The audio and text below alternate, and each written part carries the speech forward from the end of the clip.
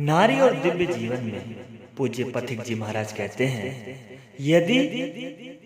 यदि तुम किसी पुरुष की धर्मपत्नी या प्रेमिका बन चुकी हो तो तुम्हें यह जान लेना आवश्यक है कि अपने प्रेम पात्र के संग में रहकर दानी बनी रहो।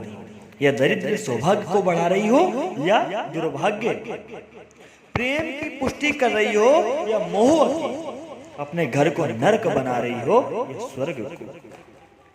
किसी के संग रहते, किसी से स्नेह करते हुए ही तुम्हारी योग्यता या अयोग्यता का, साधुता या दुष्टता का परिचय मिलता है। दूसरों के प्रति है जो व्यवहार, दूसरों के प्रति जो व्यवहार है वही आप दर्पण की भांति तुम्हारी अंतः प्रकृति को प्रतिबिंबित कर देता है। कर्म के द्वारा तुम्हारे पवित्र या अपवित्र, सुंदर या असुंदर हृदय को देख लिया जाता है। प्रेमिका नारी पति से प्रेम करते हुए समस्त दोषों की त्यागी बनकर सेवा व्रत को पूर्ण करते हुए स्वयं ही सद्गति एवं शांति प्राप्त कर सकती है। क्योंकि जो नारी यह देखने चलती है कि वह कहीं रागी कहीं द्वेषी बनती है, तुम्हें जो अपने को ही देखना है कि हम उनसे प्रेम करते हुए कहाँ कमी रखते हैं। कुछ लेने की पाने की रुचि न रखकर प्रेम पात्र को देते रहना ही परिपूर्ण प्रेम है। कहते हैं प्रेम की परिभाषा क्या होती है कि जीवन में प्रेम वो नहीं कि कुछ पाने का नाम हो या फिर कुछ पा लिया, वो प्रेम वो नहीं। किसी को न पाते हुए भी उसके लिए समर्पित रहना वो सच्चा प्रेम होता है। प्रेम पाना नहीं, प्रेम त्याग है, समर्पण है। आज के समय पर प्राय सभी देखते हैं प्रेम के नाम से क्या क्या होता है, किंतु सच्चा जो वास्तविक परिपूर्ण प्रेम है वह सिर्फ आसपास से नहीं, वो मन से होता है। उसमें समर्पण होता है, उसमें त्याग होता है। बहुत नारियां ऐसी हैं कि जिन्हें अपने पतिव्रत धर्म पालन का अभिमान है, लेकिन वे पति को संतुष्ट नहीं रख पाती। इस प्रकार की पतिव्रता नारियां तो बहुत तो कलहकारिणी होती हैं और बहुत नारियां अभिमानिनी होती हैं, और कुछ नारियां अपनी इच्छाओं की पूर्ति के लिए दरिद्र होती हैं। कुछ कर्कशा, कठोर स्वभाव की, कटुभाषणी, बहुवादिनी, यह भी बहुत बहुवाचाल अर्थात बहुत अधिक बात करने वाली होती है, बहुत अत्याधिक बात। वास्तव में एक पति के अतिरिक्त किसी भी पर पुरुष की ओर मन न डिगाना नारी का पतिव्रत धर्म तो है ही, किंतु इसके साथ ही निष्काम शुद्ध प्रेम करना भी पतिव्रता का परम कर्तव्य है। यह भी ध्यान रखने की बात है कि प्रेम और मोह में बहुत अंतर है। अपने सुख की चिंता न करके प्रेमास्पद को ही सुखी संतुष्टि रखना प्रेम है। अनेक जन्म व्यतीत होने पर जीवात्मा प्रेम के महत्व को समझने लगता है, फिर कई जन्म बिताकर प्रेम को पूर्ण कर पाता है।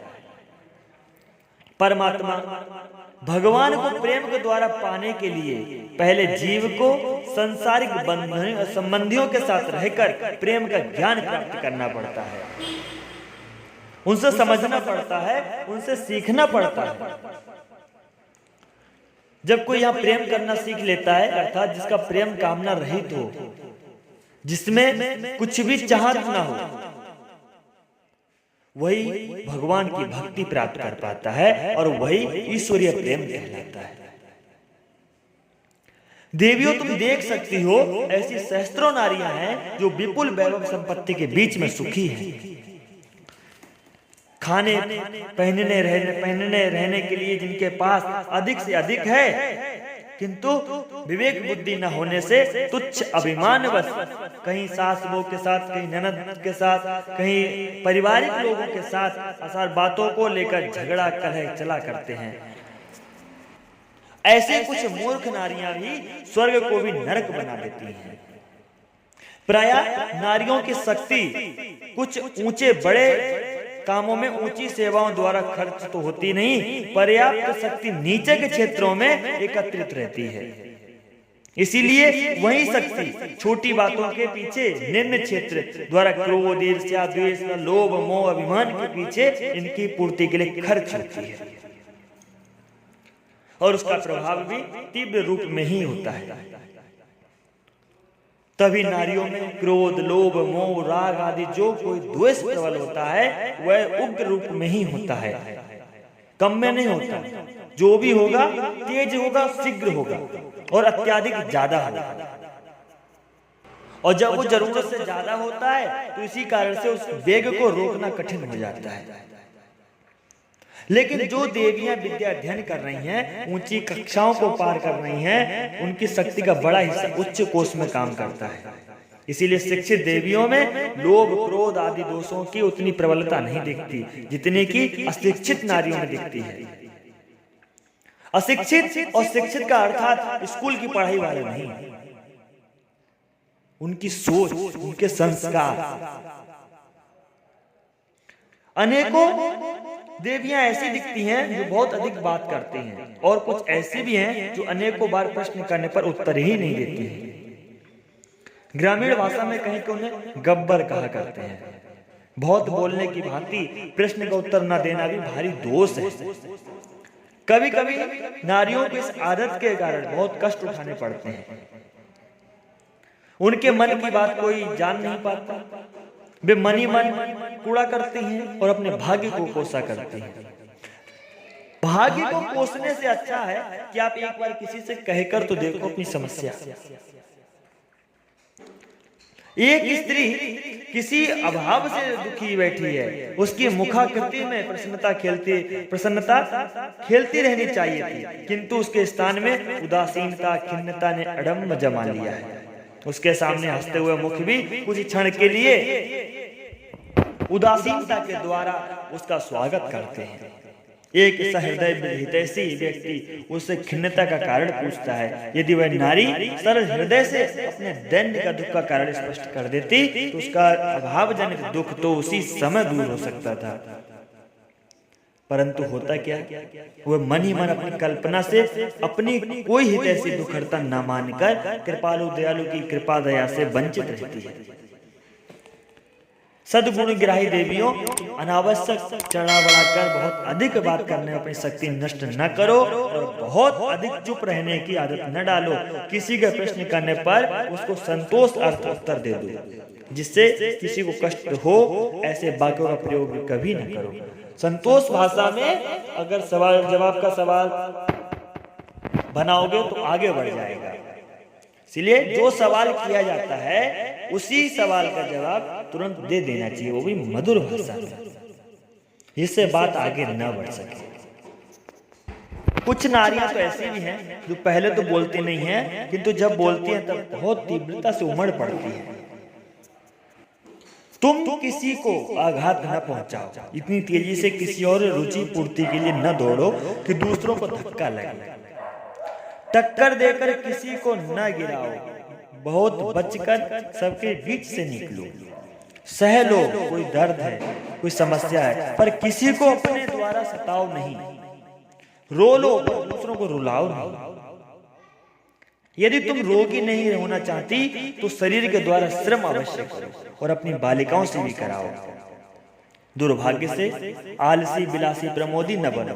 शुभ कार्यों, सेवाओं द्वारा सौभाग्य का निर्माण करो। तुम स्वयं ही भाग्य के विधाता हो, कोई और नहीं आपका भाग्य लिख सकता। जैसा कर्म कर रहे हो वैसे भाग्य आगे बढ़ता जा रहा है। कहते हैं ना, कर्म से तो भाग्य भी बदल जाता है, और ये सत्य है। जिनके शरीर में आलस्य रूपी धुन नहीं लगा है, उन नारियों के लिए चक्की पीसना, झाड़ू देना, पानी भरना, चलने फिरने का अधिक अवसर मिले, ऐसे काम करना, ये सब श्रम के कार्य स्वास्थ्य के लिए बहुत आवश्यक है। आज के समय पर तो प्राय देखने को मिल जाता है कि गांव के जो लोग हैं उनकी मेहनत के सामने शहर के लोगों की मेहनत नहीं होती है। गांव के लोगों को कभी जिम जाने की जरूरत नहीं पड़ती थी, और आज शहरों में जगह जगह पे जिम बने हुए हैं। जिम में जाके शरीर मेंटेनेंस करना पड़ता है। जो देवियां बैठी रहती हैं, पढ़ती ही रहती हैं, कोई श्रम नहीं करती, उनके शरीर प्राय रोगी हो जाते हैं। पेट भारी हो जाता है, धड़कन, सर दर्द, अनेक प्रकार के रोग श्रम न करने वाली नारियों में पाए जाते हैं। सभ्य देवियों, तुम्हें पारस्परिक व्यवहार में सदा सावधान रहना होगा। कहीं शक्ति दुरुपयोग, क्रोध, कलह, ईर्ष्या, द्वेष आदि न करना। इनसे अपनी शक्ति व्यर्थ नहीं होने देना। तुम्हारे में यदि कोई संबंधी अकारण ही सताने वाला तुम्हें मिला हो, जो तुमसे द्वेष रखते हो, दुख देते हो, तो उनसे बदला लेने की भावना का त्याग करो। स्मरण रखो, जो दुख देता है, सताता है, वह दुर्बल है। जो दुख सह लेता है, बदला नहीं लेता, वह शक्तिशाली है। वास्तव में इस सत्य को कम लोग समझते हैं कि शत्रु बाहर रहता है, शत्रुता भीतर रहती है। अतः शत्रु को मारने वाला विजयी नहीं है, कपितु शत्रुता को जो मिटा सकता है वह विजयी है। तुम शत्रुता मिटाओ, शत्रु को नहीं। तुम शत्रुता का अंत करो, शत्रु का नहीं। तुम्हें जिन लोगों के साथ रहना है उनसे विरोध न करो, उनकी भूलों से न चिढ़ो, सबके सामने उनकी भूलें न कहो। यदि कहना उचित हो तो एकांत में उसे नम्रता पूर्वक, छोटों को कुछ रोष पूर्वक समझा दो। समझाने पर कोई न माने तो मौन शांत रखो। जबरदस्ती नहीं करना, क्योंकि कुछ कार्य जबरदस्ती से नहीं होते हैं। प्रेम से समझते हैं तो ठीक है, नहीं समझते तो खुद साइड हो जाओ, खुद अलग हो जाओ, किंतु द्वेष नहीं। दूसरों की चुगली निंदा से तो अपने को बहुत ही बचाओ। किसी पर बिना देखे बुरा होने की शंका न करो कि किसी तीसरे ने आके कह दिया कि सामने वाला बुरा है, तो आपने उसके लिए धारणा बना ली कि वो बुरा ही हो गया। आप उसके बारे में क्या जानते हैं? पहले उसके बारे में जानो, पहचानो, उसके बाद कोई धारणा बनाओ। हो सकता है कि जिस तीसरे व्यक्ति ने किसी दूसरे व्यक्ति के बारे में गलत बताया, बताने वाला ही गलत हो। इसीलिए किसी के बताने से कोई गलत नहीं हो जाता। पहले उसको समझो, उसको जानो, पहचानो, उसके बाद कोई धारणा बनाओ। दूसरों की भूलों को, अपराधों का अनुमान लगा के चित्र न पढ़ो। व्यर्थ की चिंता न करो। व्यर्थ की वार्ता, व्यर्थ भ्रमण, व्यर्थ श्रवण से भी अपनी शक्ति नष्ट न करो। इससे शक्ति नष्ट होगी और कुछ नहीं। तुम्हारे साथ रहने वाली कोई संगनी ईर्ष्यालु हो तो उससे बहुत कम मिलो, अलग ही रहो।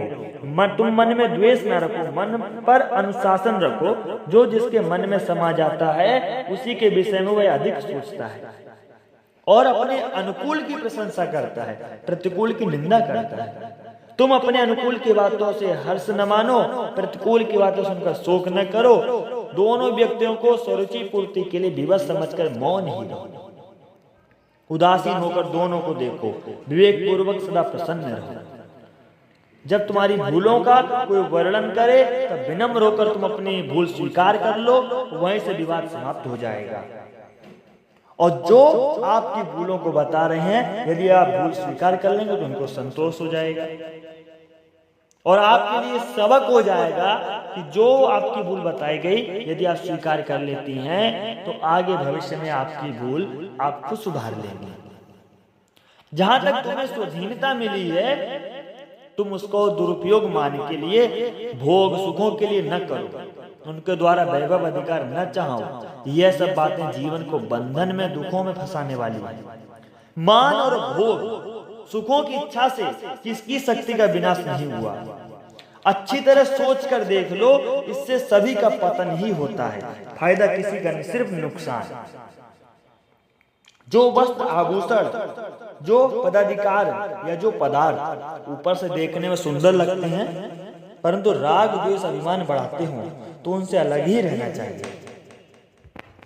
केवल दूसरों की सेवा प्रसन्नता के लिए स्वीकार कर लेना चाहिए, अन्यथा नहीं।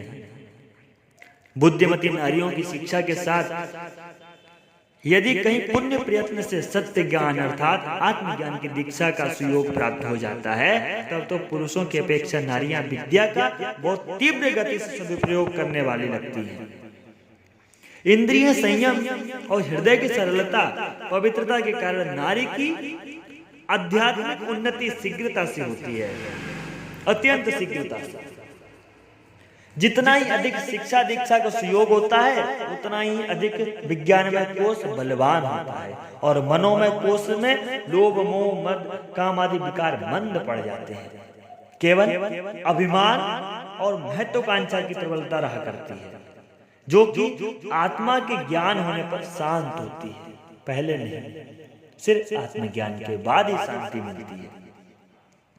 देवियों, स्मरण करो, तुम्हारे मन में जब कभी क्रोध प्रबल होता है तब या तो लोभ की अधिकता में या फिर अभिमान की। क्योंकि जब कभी मूल्यवान वस्तु की कोई हानि करता है या जब कोई तुम्हारा अनादर अपमान करता है तभी क्रोध आता है। ये बात मनन करने की है। क्रोध के द्वारा किसी ने हानि रोक ली हो या किसी के सम्मान प्राप्त किया हो, ऐसा तो कोई दिखता नहीं। ऐसे प्रमाण अनेकों मिलेंगे कि संतोष के द्वारा या विनम्रता एवं प्रेम के द्वारा लाभ हुआ और मान भी बहुत मिला, क्योंकि संतोष तथा विनम्रता के आगे क्रोध नहीं आता। बुद्धिमती देवियों, यदि अनेकों पापों अपराधों तथा दुखों से बचना चाहती हो तो क्रोध से अपने मन को अपवित्र न करो। कुछ दिन क्षमा दया करके ही देख लो। कहते ना, कोटि कर्म बनते रहे एक क्रोध के साथ, किया कराया सब गया एक अहंकार के साथ। जितना किया सब अहंकार ले गया। तुम दीपों के वेग से आक्रमण से अपनी दैवी संपत्ति की रक्षा करो। अन्य दोष तुम लोगों में प्रायः छिपे रहते हैं, किंतु अभिमान और क्रोध तो तुम्हारे साथ प्रत्यक्ष होकर काम करते हैं, एक साथ। ये अभिमान की ही प्रबलता है। सोच कर देखो, किसी ने तुम्हारी बात काट दी, किसी ने कुछ ताना देकर बात कह दी, किसी ने तुम्हारे काम में दोष निकाल दिया, या किसी ने सबके सामने तुम्हारी भूल प्रकट कर दी, या कटु वाक्य कह दिए, किसी ने तुम्हारी इच्छा पूरी न की, या किसी ने किसी पूर्ति में बाधा डाल दी, बस तुम्हें क्रोध आ ही जाता है। इन्हीं सब बातों के पीछे तो घर घर झगड़े चलते रहते हैं। फिर तो अभिमान में धक्का देने वाला अपने से बड़ा ही क्यों ना हो, यहाँ तक कि सबसे अधिक तुम जिसे चाहती हो, आदर प्यार करती हो, उसकी भी खबर लेने में क्रोधवश नहीं चूकती हो, चाहे वे प्रीतम पति ही क्यों ना हो। यह शब्द याद रखने योग्य है। बंधन का अज्ञान है, छूटन को सद्ज्ञान। बंधन का अज्ञान है, छूटन को सद्ज्ञान। तरने को अधीनता, बूढ़न को अभिमान है। जो देवियां अविवेकी हैं और अभिमान लोभ के पथ में बढ़ती जाती हैं, वे आगे चलकर कलह कारिणी बन जाती है। कलह से सारे परिवार में अशांति रहा करती है।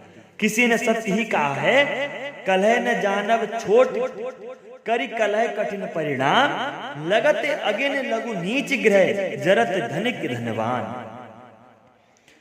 देवियों, सावधान रह सको तो तुम्हारा हित होगा। जो दोष बार बार आता रहता है, अभ्यास दृढ़ हो जाता है, वह स्वभाव बन जाता है।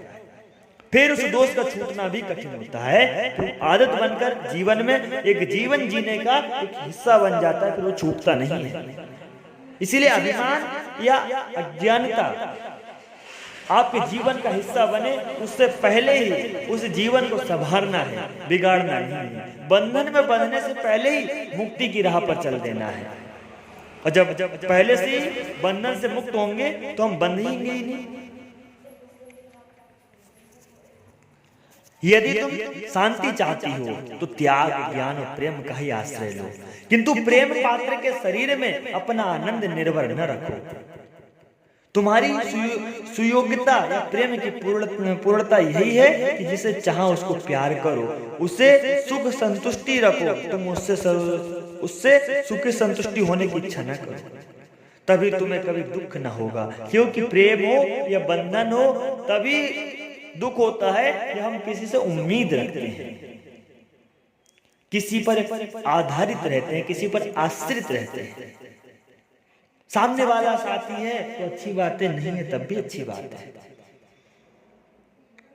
यदि आप किसी से इच्छा करोगे, किसी के आश्रय में रहोगे, तो आपको दुख होगा ही होगा। और जब आप किसी के आश्रय में नहीं रहेंगे तो आपको दुख भी नहीं होगा, क्योंकि जब किसी से उम्मीद ही नहीं तो उम्मीद टूटने का भय कैसा। यदि किसी कामना की पूर्ति के लिए तुम अपने प्रेम पात्र को संतुष्ट करना चाहती हो और फिर उससे अपने मन की रुचि की पूर्ति करवाना चाहती हो, तो समझ लो ये प्रेम नहीं, ये अशुद्ध प्रेम है। ये अशुद्ध प्रेम के चलते ही सारी कलह बढ़ती है।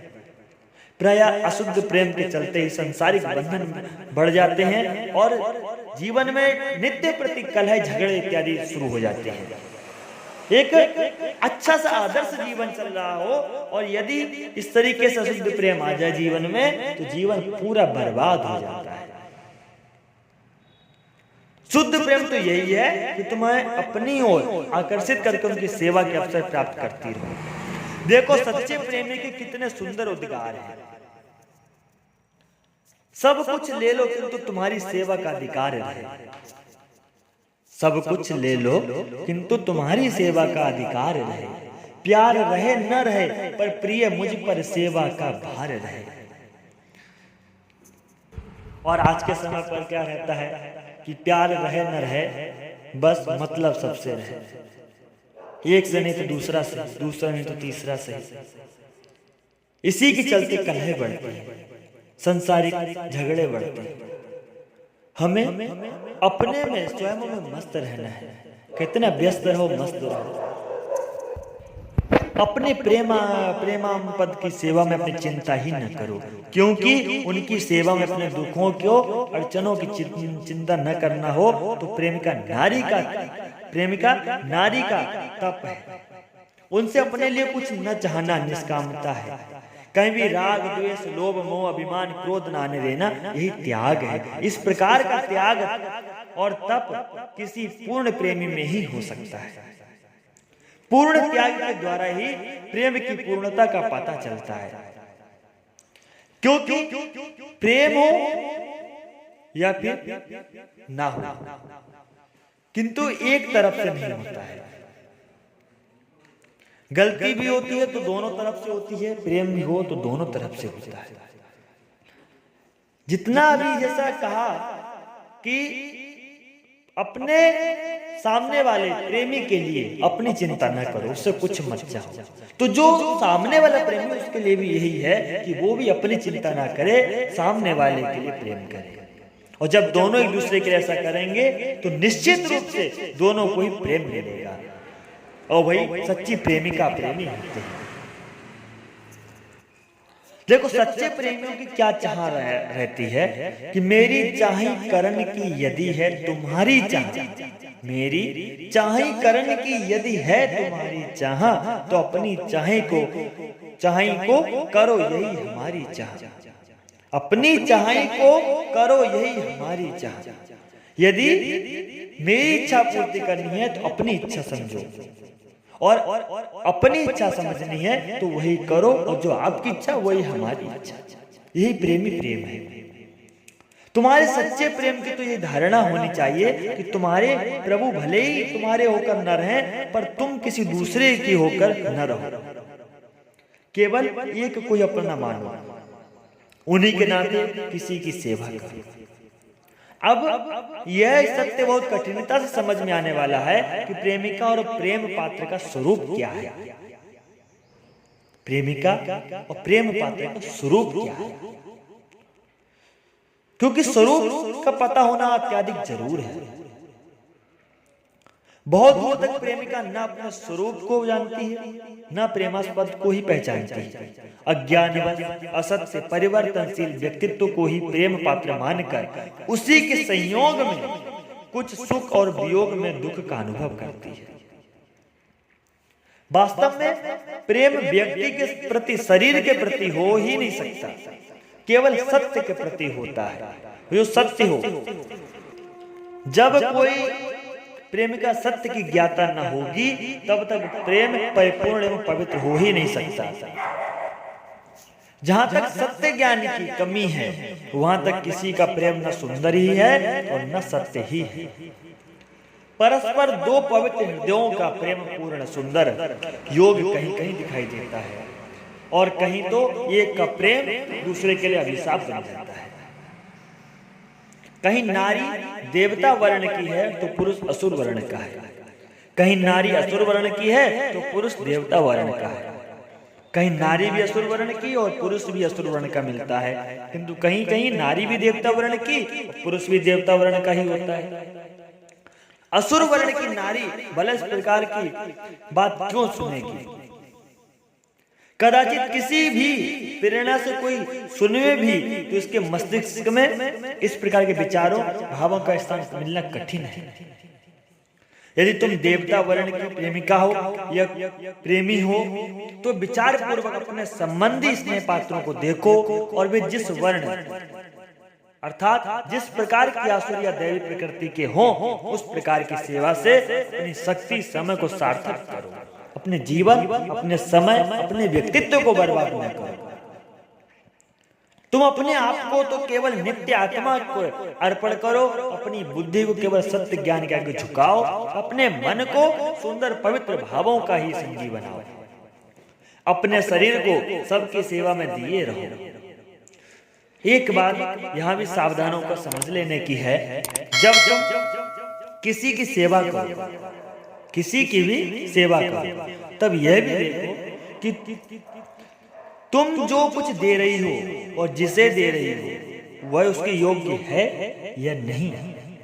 कहीं देवता को देकर यदि तुम समर्पण का अभिमान करोगी तो यह बहुत बड़ी भूल होगी। इसके अतिरिक्त दूसरी भूल से भी सावधान रहो, वह यह है कि जिस वस्तु पर तुम्हारा अधिकार नहीं है वह तुम दूसरों को नहीं दे सकते, और जो वस्तु किसी को दी जा सकती है उसे भी उससे चुराकर दूसरों को देने का अधिकार तुम्हें नहीं है।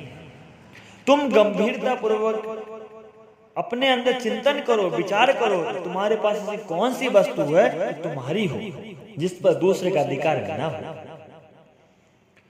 कोई वस्तु जब किसी को अर्पण करो तो प्रथम तो लेने वाले की प्रसन्नता, संतुष्टि का ध्यान रखो, दूसरे उस वस्तु की सुरक्षा और उसके सदुपयोग करने का प्रश्न हल कर लो। जिस वस्तु का जहां सदुपयोग ना हो वहां कदापि ना दो। जो आपने वस्तु दी उसका प्रयोग जिस तरह से किया जाएगा उसका असर भी आपके ऊपर ही आएगा। इसलिए कुछ भी दो तो बहुत सोच समझ कर देना चाहिए, बहुत सोचने और चिंतन करने की बात है। अभी एक माता जी पूछ रही थी कि जिस नारी का संबंध पति रूप में किसी पुरुष से न हुआ हो, न रहा गया हो, उनके प्रेम की पूर्णता का क्या साधन है? क्योंकि प्रेम पर तो संपूर्ण प्राणी मात्र का अधिकार है।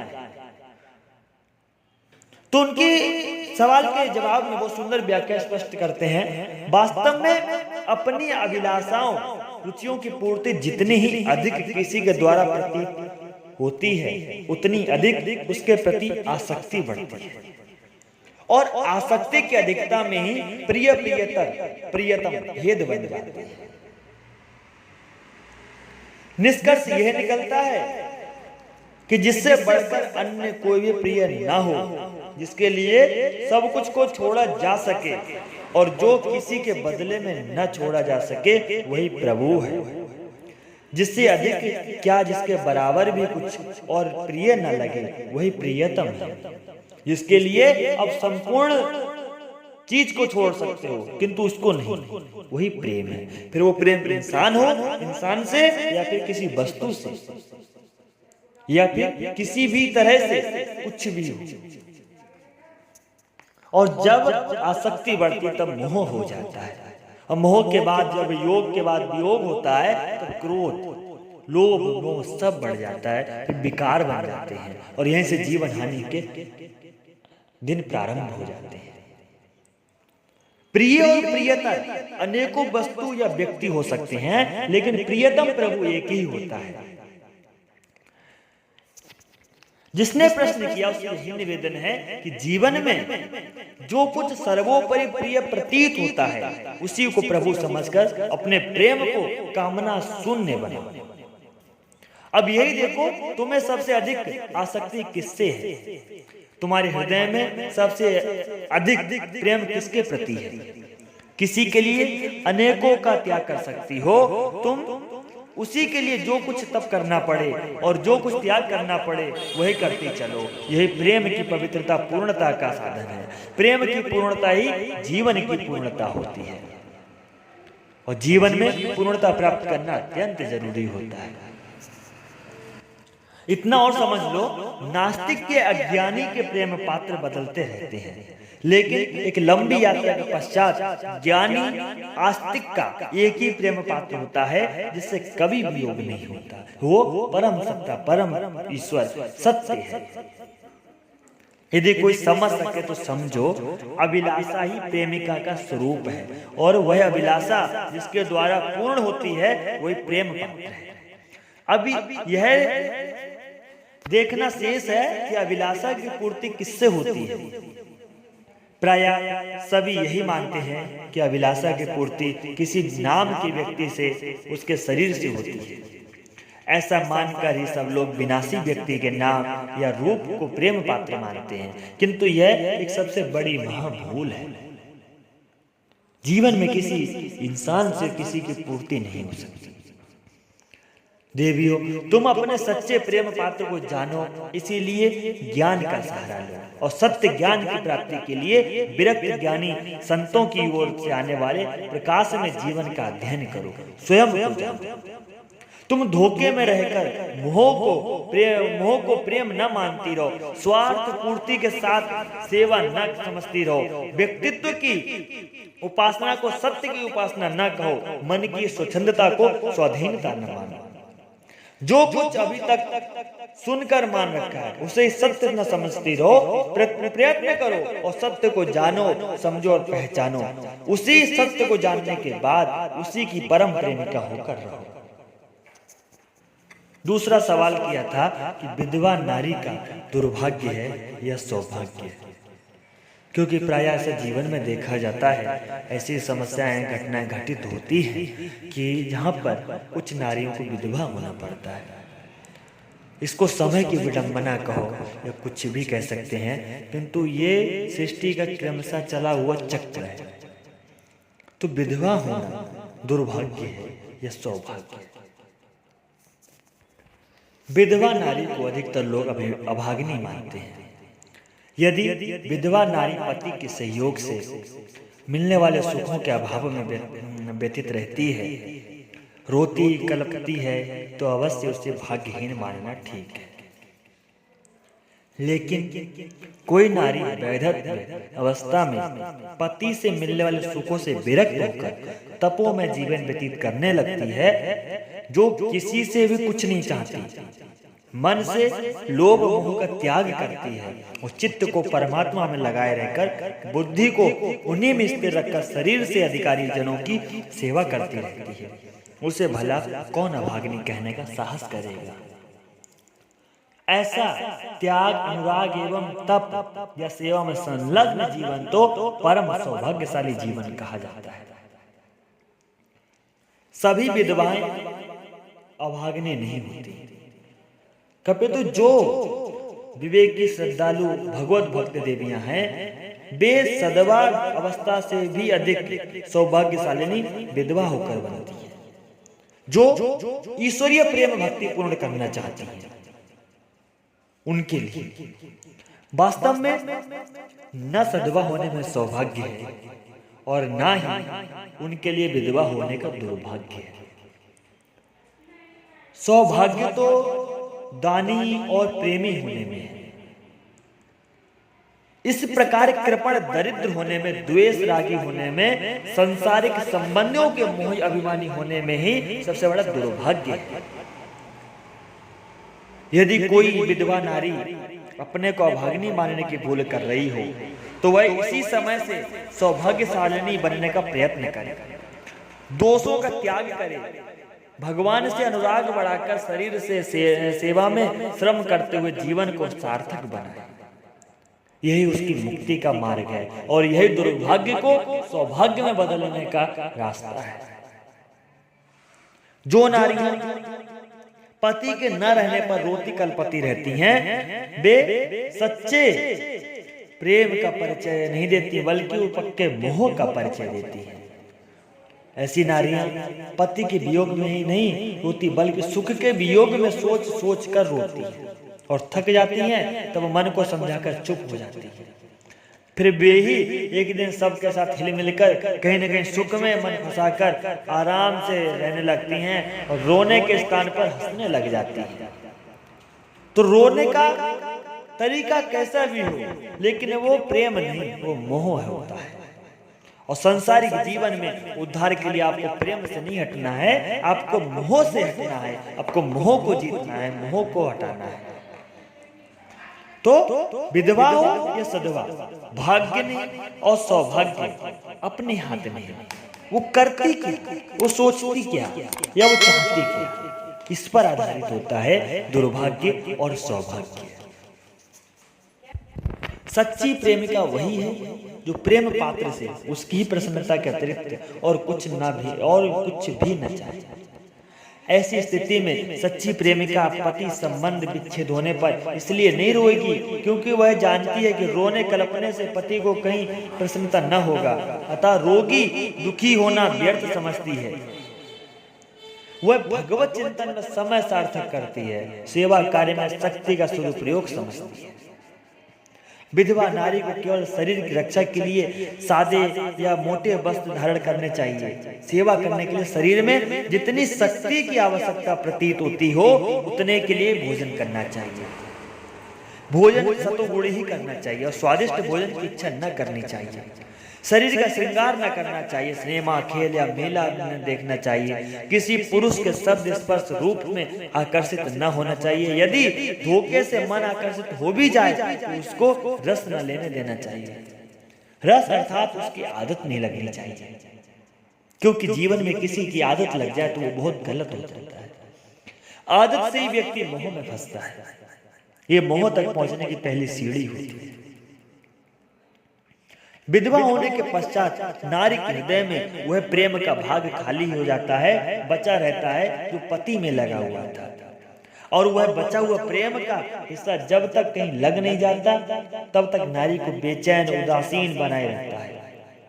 इसीलिए विधवा नारियां तब तक अधिक परेशान दुखी रहती हैं जब तक किसी वस्तु या व्यक्ति से विशेष स्नेह नहीं करने लगती। ऐसी दशा में विधवा नारी को शीघ्र ही अपने बचे हुए प्रेम को भगवान की ओर मोड़ देना चाहिए। वही उनकी मुक्ति का मार्ग है और वही सामाजिक जीवन में जरूरी है और समाज में जीने का अभ्यास हो जाएगा। नारी जीवन में ये विशेषता देखी जाती है कि जिस दिशा में इनकी गति होती है प्रबल शक्ति के साथ होती है, चाहे राग हो या द्वेष हो या भोग हो की वासना हो या फिर उसका त्याग हो, क्रोध, क्षमा हो, कृपणता हो या द्वारता हो, मोह हो या प्रेम हो। नारियों में जो कोई भी दोष या गुण दिखाई देता है वह बहुत ही प्रबल रूप में होता है और संग के ही बल से होता है। यदि उत्तम संग मिल गया तो नारी की इच्छा बहुत अच्छी उन्नति हो जाती है और कहीं अच्छे संग बुरा भी मिल सकता है। कहीं कुसंग मिल गया तो दोनों की प्रबलता में पतन ही शीघ्रता से हो जाता है। अधिकतर नारी संयमी जितेंद्रिय ही होती हैं, लेकिन लंपट पुरुषों के चक्कर में पड़कर कुछ भोली भाली नारियां सत्य धर्म से भ्रष्ट हो जाती हैं। फिर भी जिन नारियों में सद्विवेक है, जो धर्म मर्यादा की सीमा से बाहर अपना पैर नहीं निकालती, जो किसी अनुचित संग को स्थान नहीं देती, उन्हें कितना ही कोई प्रलोभन क्यों न दे परंतु विचलित नहीं होती। पुरुषों में नारियों के प्रति जितनी दुर्बलता देखी जाती है उतनी नारियों में नहीं पाई जाती। कुछ होती हैं जिनमें ये दुर्बलता होती है, लेकिन सब में नहीं। संयम, सदाचार, तपोमय जीवन की पक्षपाती विधवा नारी को चाहिए कि वह अपने को कुसंग से सदा ही बचाए। सत्संगति करनी चाहिए, ईश्वरीय कृपा से भजन संयोग करना चाहिए, भजन संध्या करे, कुछ भी ईश्वरीय चिंतन करते रहना चाहिए।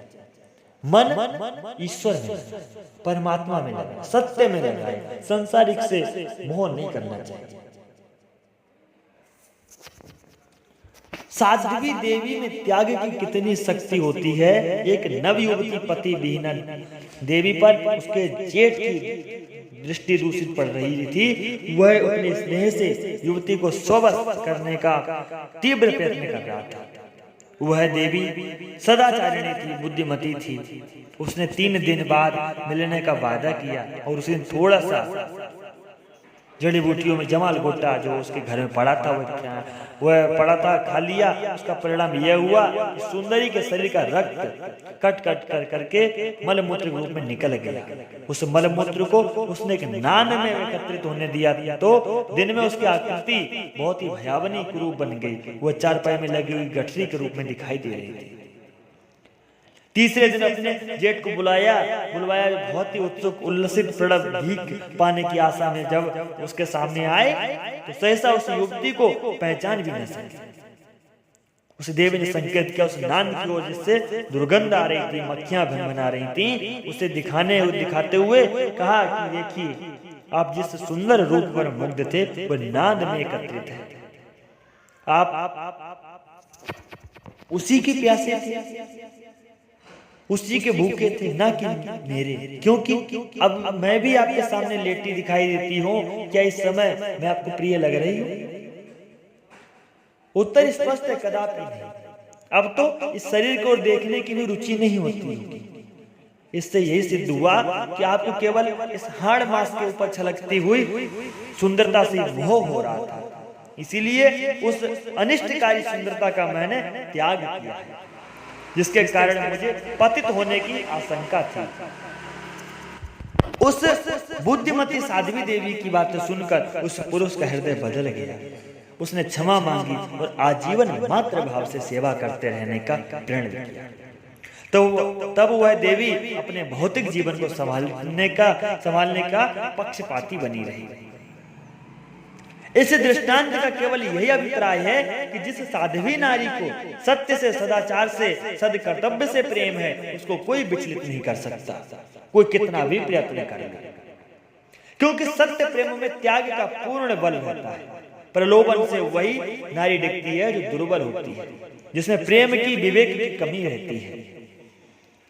विधवा का जीवन और किसी साधु महात्मा का जीवन एक समान ही होता है और एक समान ही होना चाहिए। साधु महात्मा गृह ग्राम के बाहर त्यागी तपस्वी होकर रहते हैं, किंतु विधवा नारी घर के भीतर से त्यागी तपस्वी होकर भगवान की अनुरागिनी बनकर रह सकती है।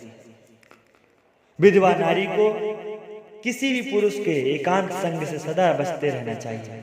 परम पुरुष भगवान का स्मरण चिंतन करते रहना चाहिए।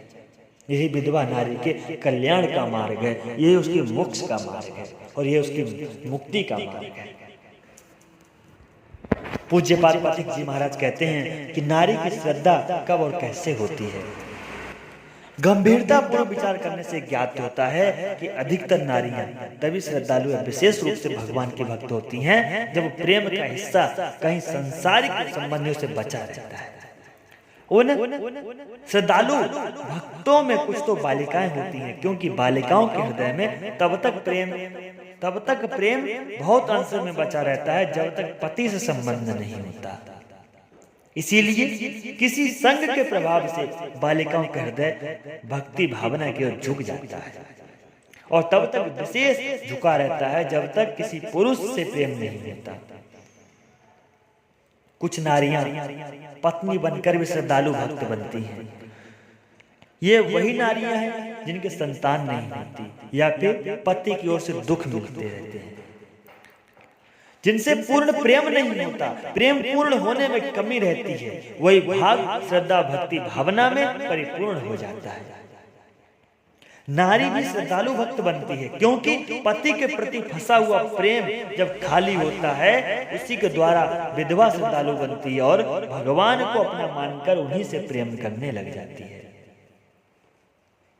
विधवा नारी का बचा हुआ प्रेम यदि श्रद्धा या भक्ति भावना में न बदलेगा, तब या तो वह सदा विधवा को दुखी खिन्न बनाए रहेगा या फिर किसी वस्तु या व्यक्ति का मोही बना देगा।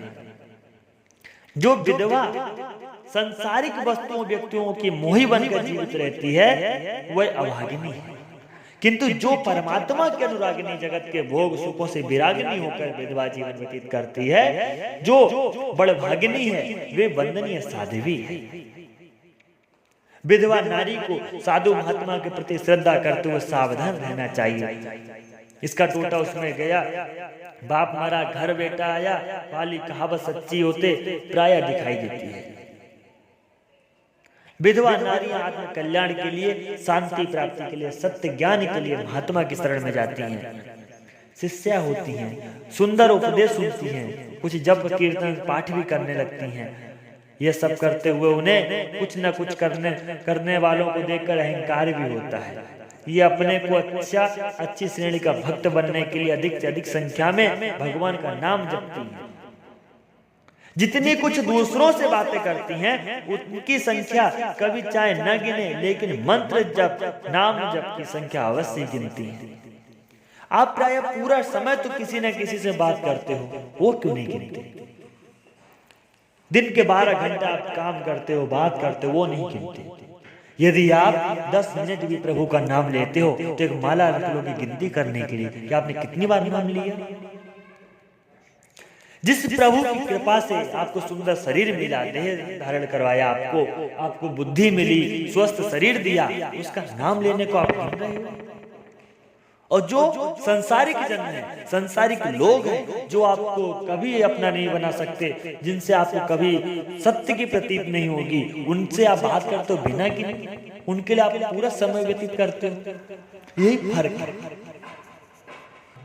इस तरह की भावुक देवियों के स्नेह का भागीदार ये घर में कोई न हुआ तो गुरुदेव के सम्मुख तुम्हें माता च पिता, तुम्हें बंधु का, तुम्हें कहकर समग्र प्रेम को गुरुदेव के चरणों में अर्पित कर देती है।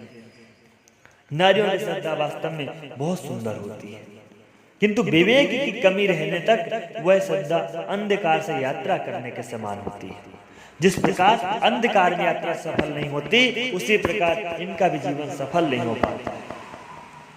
सत्य ज्ञान को समझो, सत्य को जानो, सत्य को पहचानो, उसका अपना जीवन सार्थक करो।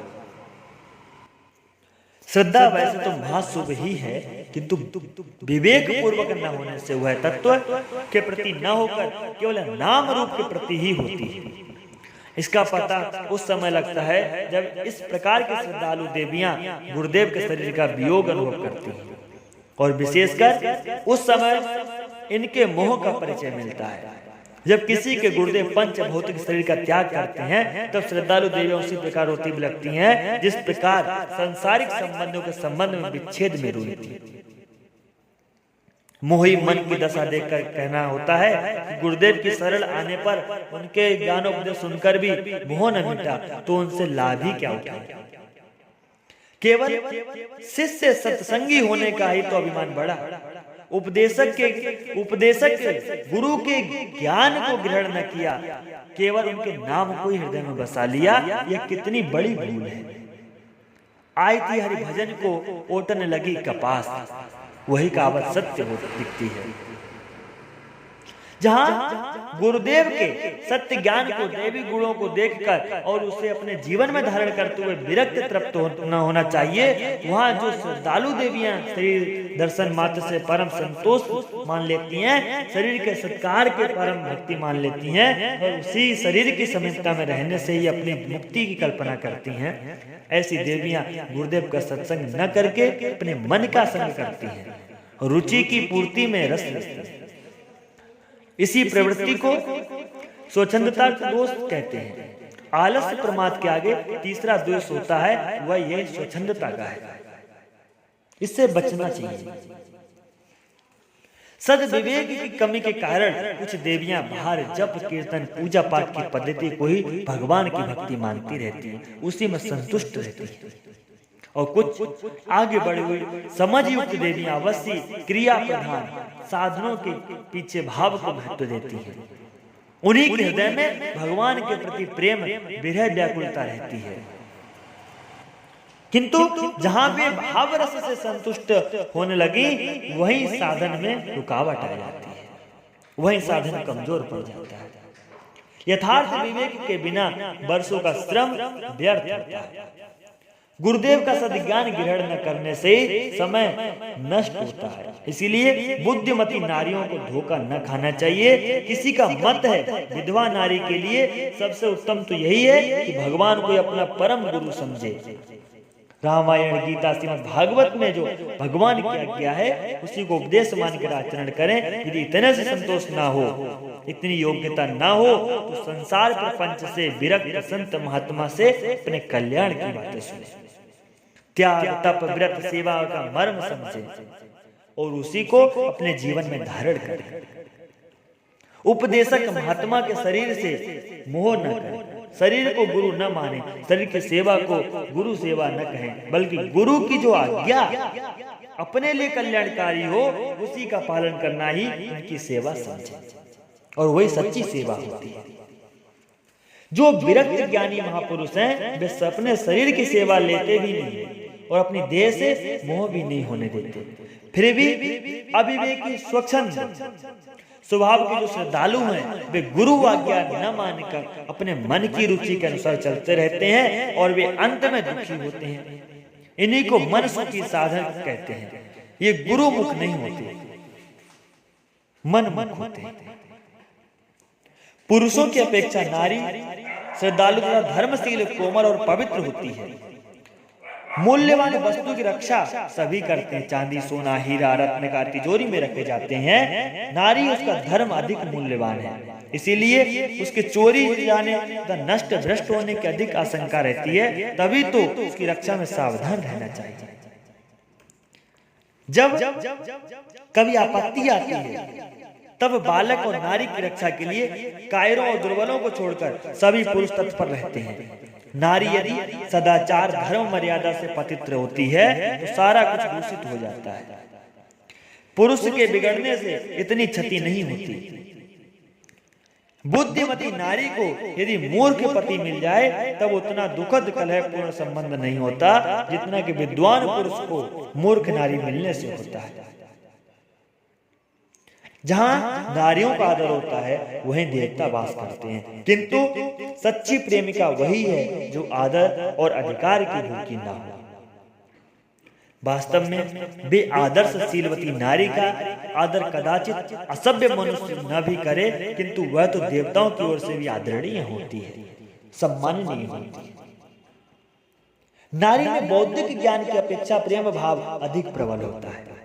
इसीलिए नारी पुरुष के संग से भाव की बाढ़ में बह जाती है। ज्ञान होते हुए नारी के हृदय में यदि भय और लज्जा हो तो वह अपने सदाचार को, धर्म, मर्यादा की रक्षा कर सकती है। जहाँ पुरुष भय तथा लज्जा को छोड़कर व्यभिचारी बनता है, वहीं पर भय तथा लज्जा के द्वारा नारी सदा के लिए सदाचारिणी बनी रहती है। लज्जा नारी का परम आभूषण होता है, जिसको कोई बना नहीं सकता, जिसको खरीद नहीं सकता। जब नारी में श्रद्धा और निष्ठा, सुदृढ़ प्रीति परिपक्व हो जाती है तब यह विचलित नहीं होती। जितनी भी माताएं बहनें बैठी हैं, सुन रही हैं, अभी कही सभी बातों को चिंतन करो, मनन करो। तुम अपनी बुद्धि से ज्ञान का अधिक भरोसा न करो। सदा अपने संरक्षक संबंधी पुरुष का आश्रय लेकर चलो। परम पुरुष और पर पुरुष प्रलोभन, संशय, मोह तथा नारी को पतित बनाने वाले शत्रु हैं। इन्हीं से क्रोध, कपट आदि विकार प्रबल होते हैं। ऐसे विकारों में नहीं बसना है। घर के वयोवृद्ध जन तथा भाई और पति के अतिरिक्त अन्य किसी पुरुष के निकट एकाकी न बैठो। अधिक मिलने का मौका न आने दो। कोई पुरुष अधिक मिलने का अवसर निकालने लगे तो सावधान हो जाओ। यह प्रेरणा उन्हीं देवियों के लिए है जो दुराचार, व्यभिचार के कट्टर विरोध में रहती है। एक ही अनन्य प्रेमिका है जो शीलमयी है, लज्जा से भूषित है। पूज्यपाद महाराज श्री कहते हैं, स्त्री चाहे जितनी चतुर बुद्धिमती हो, परंतु एक स्तर से वह ऐसी सरल है, भोली है कि जिसके कारण ही पुरुष प्रेरणा से प्रभावित हो जाती है। और पुरुष चाहे जितना धर्मात्मा माना जाता हो, परंतु वह भी एक स्तर से स्त्री के लिए इतना दरिद्र है, विश्वासघाती है, लुटेरा है, कपटी है, जिससे विवश होकर संयम, धर्म, मर्यादा को भूल जाता है। स्त्री सहवास में निर्दोष यदि कोई बचता है तो और भय और भगवान की दया से ही बच पाता है, वरना स्त्रियों से कोई बच नहीं पाता। प्राय सभी ने सुना होगा, जो ऋषि मुनि भी तपस्या करते थे पूर्व में, वह भी स्त्री के मोह में फंस गए कई बार। बहुत से ऐसे लोग हैं। श्रद्धालु हृदयों के लिए बड़े हित की बात है। सभी जन स्मरण रखें, साधु संत गुरुदेव के शरीर को ही न पूजें, उनके प्रेम का, ज्ञान का, उनके त्याग का, तप का सम्मान करो, उनके सद्गुणों का ध्यान रखो, उनके शरीर की जितनी उतनी संभाल रखो जितना किसी देवालय की सेवा की जाती है। देवता के होने से ही देवालय को देखकर शीश झुकाया जाता है, उसकी सफाई धुलाई रंगाई की जाती है। लेकिन कोई भक्त मंदिर के देवता को न जाने, उसके दर्शन न करे, देवता की बात न सुने या सुनकर न माने और मंदिर की परिक्रमा किया करे, मंदिर के दर्शन करके संतुष्ट होता रहे, तो जो दशा देवता की अवहेलना अनादर करने वाले मंदिर के भक्त की होगी, वही दशा सदगुरु की आज्ञा न मानकर सिर्फ उस दिखावा करने के लिए गुरुदेव की देह पूजने वालों की होती है। श्रद्धालु आत्माओं, तुम संत सदगुरु की दैवी संपत्ति के धनी बनो। उनकी देह को न देखो, बल्कि वह जिस सत्य की ओर तुम्हें प्रेरित करते हैं उधर देखो। वह जो कुछ कहते हैं वही कहने के अभ्यासी न बनो, बल्कि करने के अभ्यासी बनो। देह के गुरु रूप में न मानो, उसके सत्य ज्ञान को उनका स्वरूप समझो। उनके शरीर के संग रहने को जितना महत्व ना हो, इतना महत्व ना दो, उनके ज्ञान को अपने संग रखने की योग्यता प्राप्त करो। तुम अपने या उनके शरीर को अपने साथ सदा रख भी नहीं सकती, न स्वयं में सदा रह सकती हो, किंतु उनके ज्ञान को, ध्यान को, प्रेम को, त्याग को, तप को और संयम को सदा अपने साथ रख सकती हो। गुरुदेव के शरीर संयोग को संयोग न मानो, शरीर के वियोग से गुरु तत्व का वियोग न मानो, क्योंकि वह तो सदैव थे और सदैव आपके जीवन में ज्ञान के रूप में रहेंगे। गुरु ज्ञान को ध्यान में रखना ही गुरुदेव का संग करना है, उनके ज्ञान को भूल जाना ही उनका वियोग है। नारियों के निम्न स्तर में अर्थात मानस क्षेत्र में मोह की प्रबलता रहती है। जब कभी नारियों का मन संत सदगुरु में लगता है तो विवेक की कमी होने के कारण उनके शरीर से ही मोह होता है। यद्यपि किसी अर्थ में संत मोह करना भी शुभ ही है, क्योंकि संत अपने शरीर के प्रति श्रद्धालु का मोह न रहने देंगे। आज्ञाकारी श्रद्धालु का मोह कभी न कभी अवश्य आत्मा के रूप में मोह में बदल जाएगा। सौभाग्यवती विदुषी देवियों, तुम्हारा जीवन मानवता और दिव्यता के मध्य में है। वहां से दोनों स्थलों को देखते हुए तुम किसी ओर भी यात्रा कर सकती हो, किंतु तुम्हारा परम हित इसी में है कि मानवता की ओर पीठ कर लो और दिव्यता की ओर बढ़ चलो। यहीं से तुम्हारा दिव्य भाग सुगठित होगा। अपने को समर्पण करना ही है तो उसके आगे करो जो सर्व समर्थ हो, सभी प्रकार से परिपूर्ण हो, जिसका आश्रय लेने से सब अभावों का ही अभाव हो जाए, जिसमें अनंत ऐश्वर्य, माधुर्य और सौंदर्य तीनों की पूर्णता हो, उसी को परमेश्वर कहते हैं। क्या तुम में इतनी बौद्धिक योग्यता है जिसके द्वारा कही हुई बातों की खोज कर सकोगी? क्या तुम में इतना पवित्र तथा प्रबल भाव है कि जिसके द्वारा तुम ये आगे इसको अपने जीवन में धारण कर आगे बढ़ सकोगी? क्या तुम में इतना पवित्र तथा प्रबल भाव है कि जिसके द्वारा तुम उसकी ओर बढ़ सकोगी? क्या तुम में इतना सुंदर संग्रहित प्रेम है कि जिसके बल पर तुम ऐसे महान प्रेम पात्र प्रभु से मिल सकोगी? संत जन कहते हैं कि क्या द्विजाति क्या शूद्र इसको वेश्या भी भज सकती है, सो पंचों को भी भक्ति भाव में सुचिता कब तज सकती है।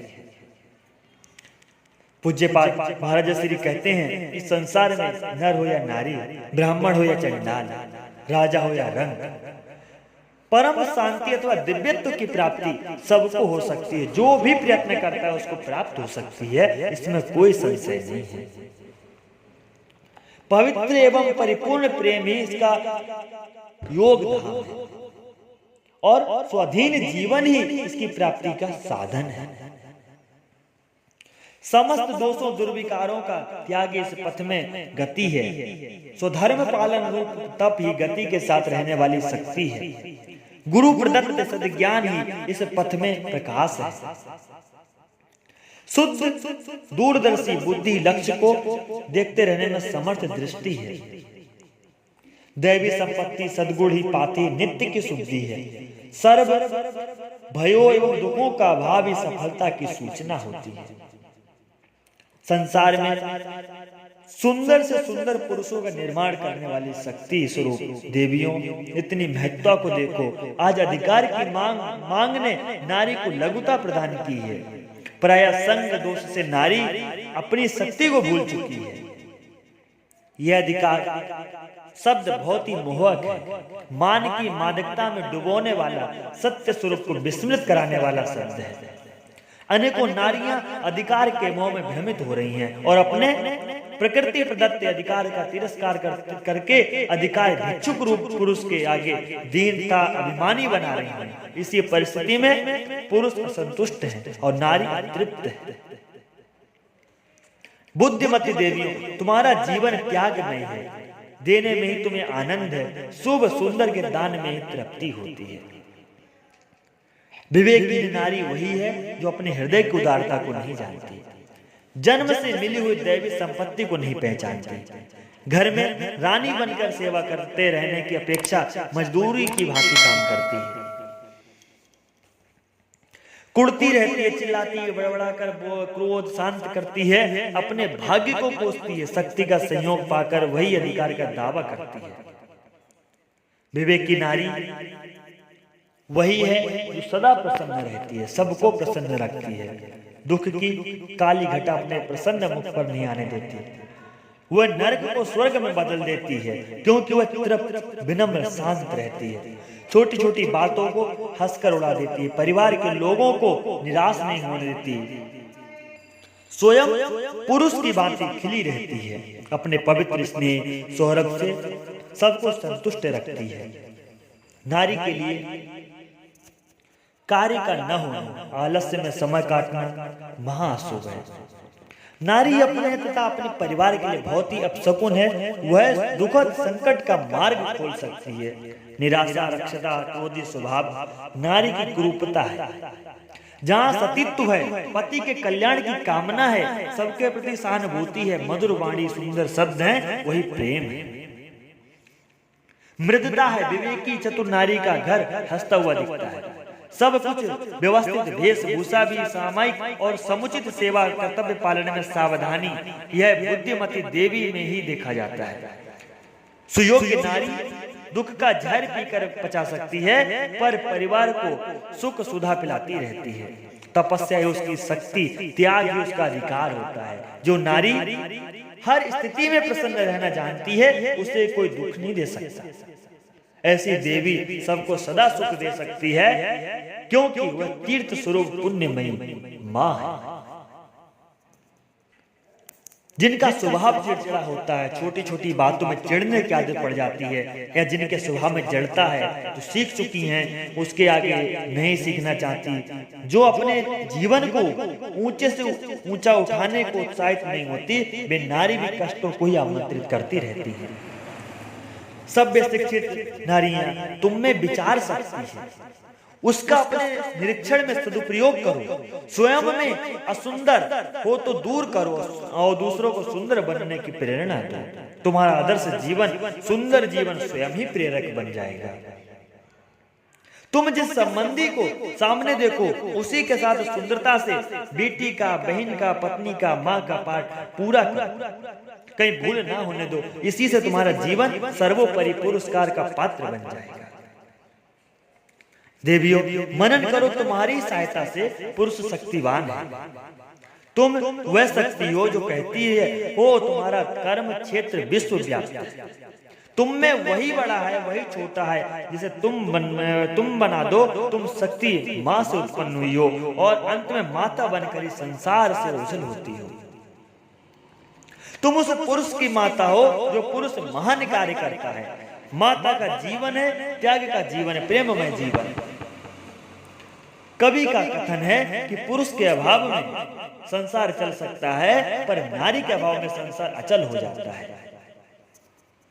नारी सीखती है दूसरों को सिखाने के लिए, वह लेती है देने के लिए। नारी का जीवन भोग में जीवन नहीं है, वह तो जागृत होने पर सुयोग में जीवन है, सेवा में जीवन है। तुम्हें माता पिता पति पुत्र आदि के बीच में रहकर ज्ञान को पूर्ण करना है, त्याग को पूर्ण करना है और प्रेम को पूर्ण करना है। इन सब की पूर्णता ही नारी और दिव्य जीवन है।